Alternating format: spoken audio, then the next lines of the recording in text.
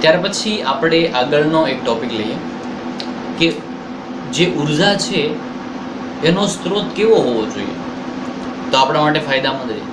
એ ઉર્જાનો સ્ત્રોત કયો છે અને એને પસંદ કરતી વખતે કઈ કઈ બાબતોને ધ્યાનમાં લેવી જોઈએ, તો હું તમને એના એક સહજ એવી સમજ આપું. હંમેશા એવો ઉર્જાનો સ્ત્રોત આપણે પસંદ કરવો જોઈએ કે લેવો જોઈએ કે જેને ઉપયોગમાં હંમેશા માટે લઈ શકીએ તેવું. પહેલું તો એ સસ્તો હોવો જોઈએ એ ઉર્જાનો સ્ત્રોત. દાખલા તરીકે હાલની અંદરના જે ઈંધણ છે, petrol, diesel, kerosene, crude oil, બળતણ તેલ, ઉર્જા તેલ, ડામર વગેરે. જો કે ડામર છે તો ઉર્જામાં નથી આવતું, એની સાઇડ પ્રોડક્ટ છે. પરંતુ મોટે ભાગે કોઈ પણ ઉર્જાનો સોર્સ હંમેશા સસ્તો હોવો જરૂરી છે. બીજો પોઈન્ટ કે એ પ્રદૂષણ રહિત હોવો જોઈએ, અથવા તો જે પ્રદૂષણ ફેલાવતો જ હોય તો એ સૌથી ઓછામાં ઓછું જ પ્રદૂષણ ફેલાવવું જોઈએ. દાખલા તરીકે સીએનજી છે એ ઓછું પ્રદૂષણ ફેલાવે છે, એલપીજી છે એ ઓછું પ્રદૂષણ ફેલાવે છે, સૌર ઉર્જા છે, પવન ઉર્જા છે, જળની અંદરથી વિદ્યુત ઉત્પન્ન થાય છે તે છે, અથવા તો જળની અંદરથી ઉપયોગમાં લેવાતી ઉર્જા છે. તો મતલબ ઉર્જાનો સોર્સ એ હંમેશા પ્રદૂષણ ન ફેલાવે તેવો હોવો જોઈએ. બીજું, ઉર્જાનો સોર્સ નજીકમાં હોવો જોઈએ જેથી કરીને પરિવહન આસાનીથી થાય. ધારો કે કોઈ એવો ઉર્જાનો સોર્સ આપણે જોઈએ છીએ કે જે ખૂબ દૂર છે, તો ત્યાંથી આપણે અહીંયા સુધી લાવવામાં ખર્ચ વધે. તો એવો ઉર્જાના સોર્સનો ઉપયોગ કરવો કે જેથી કરીને નજીકમાં હોય. પછી ઉર્જાનો સોર્સ એવો હોવો જોઈએ કે જેનું જલન થયા પછી, કે જેનો ઉપયોગ થયા પછી, કે જેનું દહન થયા પછી એના અવશેષ બાકી ન બચવા જોઈએ, એટલે કે રાખ ન બચવી જોઈએ. જો રાખ ન બચે, એનું સંપૂર્ણ દહન થાય તો એ સારો ઉર્જા સોર્સ કહેવાય. ઉર્જા સોર્સ એવો પસંદ કરવો જોઈએ, એને જ ઉર્જા સ્ત્રોતનો ઉત્તમ ઉર્જા સ્ત્રોત કહેવાય કે જે ઓછો હોય પણ શક્તિ ખૂબ આપે. મતલબ એની ક્વોન્ટિટી ઓછી હોય પણ એની અંદર તાકાત ખૂબ હોય.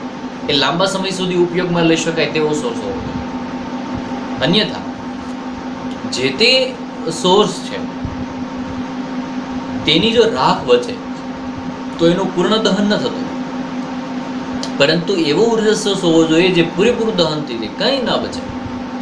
દાખલા તરીકે તમારા ઘરે રસોડાની અંદર જે એલપીજીનું સિલિન્ડર હોય લાલ રંગનું, તો કોઈ દિવસ એવું નથી બચતું કે તમારા જે મમ્મી હોય કે બહેન હોય કે બા હોય એમણે રસોઈ બનાવ્યા બાદ જોયું તો ગેસ સ્ટવ પાસે રાખ હતી. આવું ન બને, એ પૂર્ણ દહન થઈ જાય. અથવા તો બાટલાની અંદર પણ કોઈ અવશેષ બચે એવું ન હોય, બાટલો પૂરેપૂરો ખાલી થઈ જાય. તો બળતણ છે એ હંમેશા પૂર્ણ દહન થાય તેવું જ હોવું જોઈએ. ત્યાર પછી આગળ જોઈએ કે મોટે ભાગે એલપીજી, સીએનજી છે સૌથી ઓછું પ્રદૂષણ ફેલાવતા બે છે. એની અંદર તમને સામે જે ચાર્ટ આપેલો છે અનુસાર આપણે ઉર્જાના સ્ત્રોતોનો ઉપયોગ કરીએ છીએ, જેમની અંદર સૌથી વધુ કોલસો છે, એનાથી ઓછું પેટ્રોલિયમ છે, પછી ન્યુક્લિયર છે, પવન છે, હાઇડ્રો એટલે કે પાણીની ઉર્જા છે વગેરે. પરંતુ સૌથી મોટી સમસ્યા અત્યારે એ છે એના કારણે, એટલે કે જે પેટ્રોલિયમ છે તે અને કોલસો છે તે લાંબા સમયગાળા બાદ ઉત્પન્ન થયેલા છે, એટલે કે એને બનવા માટે જમીનની અંદર એમનું નિર્માણ થવા માટે લાખો કરોડો વર્ષ લાગેલા છે. જેમ કે સમજો કે ઘણા સમય પહેલા મહાકાય સજીવો હશે, આવું વૈજ્ઞાનિકોનું કહેવું છે. પણ સ્પેસિફિક કોઈ દાવો એની પાસે કોઈ સાયન્ટિફિક રીઝન નથી હતી. દરેક વૈજ્ઞાનિકોનો અલગ અલગ આ પ્રકારનો દાવો છે કે ભાઈ મહાકાય સજીવો હતા અને મહાકાય વૃક્ષો બી હતા. વૃક્ષોની સંખ્યા કાફી વધારે હતી. તો અચાનક કોઈ પૃથ્વી પર કોઈ ઘટના ઘટી કે જેના કારણે જમીનની અંદરના ભાગમાં એ સજીવો અને પ્રાણીઓ દટાયા.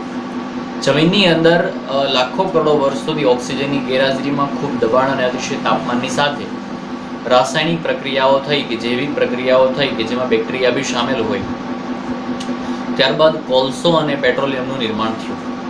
હવે આ કોલસો અને પેટ્રોલિયમ જે નિર્માણ થયું છે તેને આપણે ખોદકામ કરીને હાલમાં બહાર કાઢીએ છીએ, જેનો આપણે ઉર્જાના સ્ત્રોત તરીકે ઉપયોગ કરીએ છીએ. ખાસ કરીને એનો ઉપયોગ આપણે વિદ્યુત ઉત્પન્ન કરવા માટે અને વાહનોને ચલાવવા માટે કરીએ છીએ. પરંતુ એની અમુક એક મર્યાદાઓ છે, એની અમુક એક ગેરફાયદાઓ છે. એના અમુક એક પ્રોબ્લેમ એવા છે કે જે કુદરતના વિરુદ્ધની અંદર જઈ શકે તેમ કહી શકાય. ધારો કે પેટ્રોલિયમ છે, ડીઝલ છે, નેપ્થા છે કે કેરોસીન છે, આ બધાને જ્યારે તમે સળગાવો છો કે પછી કોલસાને સળગાવો છો તો એ વખતે અમુક એક વાયુઓ ઉત્પન્ન થાય છે. એ વાયુઓ બહુ એટલે બહુ નુકસાનકારક છે આપણા અભિહાલના કુદરત એટલે કે પર્યાવરણ માટે. જેની અંદર ધારો કે સમજો કે એમાંથી કાર્બન ડાયોક્સાઇડ વાયુ ઉત્પન્ન થાય, કાર્બન મોનોક્સાઇડ વાયુ ઉત્પન્ન થાય, ત્યાર પછી સલ્ફર ડાયોક્સાઇડ વાયુ ઉત્પન્ન થાય, કે પછી કોઈ સલ્ફેટ ઉત્પન્ન થાય છે, અને અન્ય ટૂંકમાં ઘણા બધા ઝેરી ગેસ ઉત્પન્ન થાય છે. એમાં કાર્બન મોનોક્સાઇડ છે બહુ ઝેરી ગેસ છે. હવે આ જે ઝેરી ગેસ છે જેવા હવાની અંદર ભળે તો હવાની અંદર ઓક્સિજનની માત્રા હોય એના ઉપર પણ અસર કરે. ત્યાં સુધી વૈજ્ઞાનિક સંશોધન છે કે જે પ્રદેશની અંદર વધુ પડતું પ્રદૂષણ હોય એ વિસ્તારની અંદર વનસ્પતિઓને પણ તકલીફ પડે. હા, એક વસ્તુ છે કે વનસ્પતિ માટે કાર્બન ડાયોક્સાઇડ છે એ સોર્સ રૂપ છે કે પોતે લઈ લે છે, ખોરાક બનાવે છે, પણ ઘણા એવા પણ ઝેરી વાયુઓ છે કે જે નકામા છે.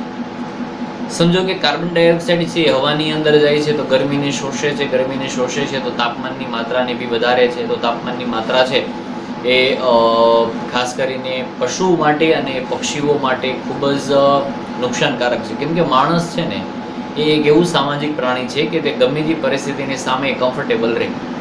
ધારો કે ગરમી વધી ગઈ તો એસીનું સંશોધન કરી લીધું. કોઈ પણ વસ્તુને લાંબો સમય સુધી એમને સટીક વ્યવસ્થામાં રાખવું હતું તો ફ્રીઝરનું સંશોધન કરી લીધું. મતલબ એ બેલેન્સ રહેવાની ટ્રાય કરી શકે. પણ જે પશુ પંખી છે એને ખૂબ નુકસાનકારક છે, અને એના કારણે આપણે આગળ ભણ્યા તે અનુસાર જે આખી આહાર ઝાડ છે એ પણ ખોરવાય. તો એના કારણે જે ખેતી છે એની અંદર પણ નુકસાન આવે, કેમ કે એની અંદર પૂરતા પાક ન થઈ શકે, કેમ કે આહાર ઝાડ છે એની ચેન તૂટી ગયેલી હોય તો એમાં રાસાયણિક ખાદ કે રાસાયણિક જંતુનાશક દવાઓ છાંટવી પડે છે. ટૂંકમાં જે હાલની અંદર આપણે જે ઉપયોગમાં લઈએ છીએ તે તમામે તમામ જે પદાર્થો હોય ઉર્જાના સ્ત્રોત તરીકે એને ખૂબ નુકસાનકારક છે, પર્યાવરણ માટે બી અતિશય નુકસાનકારક છે. અને એના કારણે ઘણા પ્રદેશો એવા પણ છે કે જ્યાં પક્ષીઓ મૃત્યુ પણ પામે છે ગુંગળાઈને, એટલા માટે કે એની શુદ્ધ હવા નથી મળતી. તો આવી ઘણી બધી બાબતો છે કે જે હાલની અંદર સમસ્યા ઉત્પન્ન કરી શકે છે. હવે એક ઓરો સવાલ છે કે અશ્મિભૂત બળતણના દહનથી જે પ્રદૂષણ સર્જાય છે એને આપણે કઈ રીતે ઘટાડવું. તો એની પાછળ ઘણા બધા પ્રકારના તાર્કિક કારણો આપવામાં આવ્યા કે ભાઈ હંમેશા એવા જ તે જે ઉર્જાના સ્ત્રોત છે એનો ઉપયોગ કરો જે મિનિમમ પ્રદૂષણ ઓછું કરતા હોય, અથવા તો સોલારથી ચાલતી બાઇક રાખો કે જે સોલાર વડે ચાર્જ થાય અને એની બેટરી અંદર સોલારથી ચાલતી બસ. ઘણી વાર તમે અવારનવાર ન્યૂઝની અંદર કે ટીવીમાં કે ન્યૂઝપેપરમાં તમે વાંચતા હો કે ભાઈ આ કોઈ આવું બનાવ્યું કે ન્યૂઝથી સૂર્યપ્રકાશ છે એનાથી ચાલતી કોઈ કાર બનાવી, એનાથી ચાલતી બસ બનાવી, કે અમુક દેશોએ સોલર પેનલથી ચાલતા વિમાન બનાવ્યા, કે પછી અવકાશયાન છે એને જે ઉપગ્રહ છોડ્યા છે તો ઘણા એવા છે કે જે અવકાશયાનની બી અમુક સોલાર ડીશો હોય છે, કે પછી જે ઉપગ્રહો મૂકવામાં આવ્યા એ પણ સોલારથી ચાલે છે.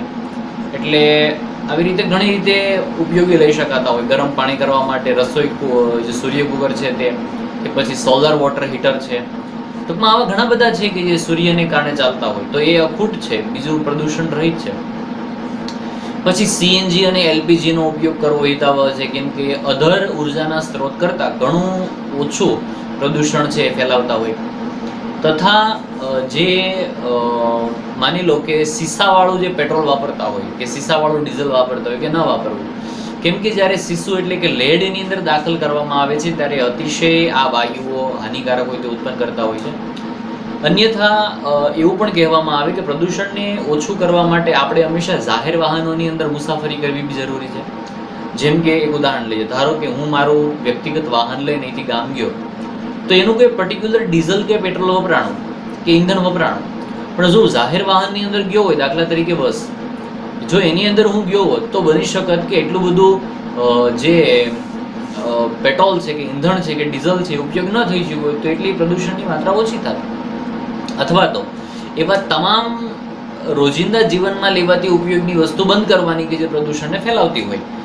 જેમ કે લોકો આમતોર પર પ્લાસ્ટિકનો ઉપયોગ જો ઓછો કરે તો એના બે ફાયદા થાય. એક તો પ્રદૂષણ ઓછું થાય, બીજું એનું મેન્યુફેક્ચરિંગ એટલે એની બનાવટ માટેની જે કંપનીઓ છે એ પણ બંધ પડે તો એ પણ પ્રદૂષણ ઓછું ફેલાવે. સાથે સાથે ખેડૂતો છે એની માત્રા પણ વધે, કેમ કે એની જગ્યા ઉપર આપણે કાપડ અને કાગળ છે એને ઉપયોગમાં લેતા થઈએ, અથવા તો રિસાયકલિંગ કરો તો પણ પ્રદૂષણ છે ઓછું થઈ શકે છે. અને બીજું એવું છે કે વાહનો છે એને નિયમિત સર્વિસ કરાવવા, જો એ સર્વિસ કરાવતા રહી તો સારી રીતે હાઉસ થયેલા હોય, સરખી રીતે ચાલે, એ પ્રદૂષણ ઓછું ફેલાવે. અન્યથા પીયુસી છે એના અંતર્ગત આવતા એવા જ વાહન બનાવવાના, એવું નથી કહેતું કે પીયુસી યુઝ કરવાનું. પછી એક ભારતની અંદર, ભારતના વેદોની અંદર પણ એક એનો રસ્તો આપેલો છે, એ છે યજ્ઞ. દાખલા તરીકે તમે પણ ઘણી વખત શાળાઓની અંદર અગ્નિહોત્રમ યજ્ઞ કરતા હો છો, તો એ અગ્નિહોત્રમ યજ્ઞ છે એ પ્રદૂષણને ખૂબ ઓછું કરે. કેવી રીતે? તો કે એમાં ઇથિલિન ઓક્સાઇડ ને એના પેરોક્સાઇડ ને અમુક પ્રકારના સલ્ફેટ ની ઉત્પન્ન થાય. એ એવા વાયુઓ છે કે જે આસપાસની અંદર ઘણા ચોરસ કિલોમીટરમાં કે ઘણા ચોરસ મીટરની અંદર રહેલા જે પ્રદૂષણ છે એને ખેંચી લે, એ પ્રદૂષણોનો નાશ કરે, પ્રદૂષણોને શોષે, એ વાયુઓને શુદ્ધ કરે. એ જે પ્રદેશો એવા હોય કે જેમાં નિયમિત અને હંમેશના માટે અગ્નિહોત્રમ થતો હોય તો એવા પ્રદેશોની અંદર પ્રદૂષણ કરવું મુશ્કેલ છે. આટલા એના ફાયદાઓ છે. આના ઉપર ખાસ કરીને જર્મન દેશોએ અને પોલેન્ડ જેવા દેશોએ, રશિયાએ, આ દેશોએ ખૂબ રિસર્ચ કરેલા છે. હા, આના ફાયદાઓ ઓલરેડી આપણે જે યજ્ઞ આદિ જે લખેલું છે જે ગ્રંથોની અંદર એમાં આપેલા છે. પરંતુ અત્યારે આ લોકો એનો ઉપયોગ કરીને હાલના સમયમાં એને એક વૈજ્ઞાનિક આધાર આપે છે. પહેલા બી આધાર હતો, એ ભારતીય વિજ્ઞાનનો આધાર હતો. અત્યારે આ લોકો પશ્ચિમી વિજ્ઞાન વાપરે છે, પશ્ચિમી વિજ્ઞાનના સિદ્ધાંતોને ફોલો કરે છે. તો પશ્ચિમી સિદ્ધાંત શેનો ઉપયોગ કરે છે? તો પશ્ચિમી સિદ્ધાંતને આધારે હાલના પ્રમાણ આપે છે કે આ જે યજ્ઞ ખૂબ ઉપયોગી છે. એના હું તમને એક બે ઉદાહરણ આપી દઉં. ધારો કે કોઈ પણ વ્યક્તિને માનસિક રીતે કોઈ પણ સમસ્યા હોય અને જો નિયમિત સવાર સાંજ કયો અગ્નિહોત્રમ યજ્ઞ કરે તો પણ એને ખૂબ સારું રહે. હવે ઘણા સમય પહેલા ભોપાલની અંદર એક ઘટના બની હતી, ગેસ કાંડ.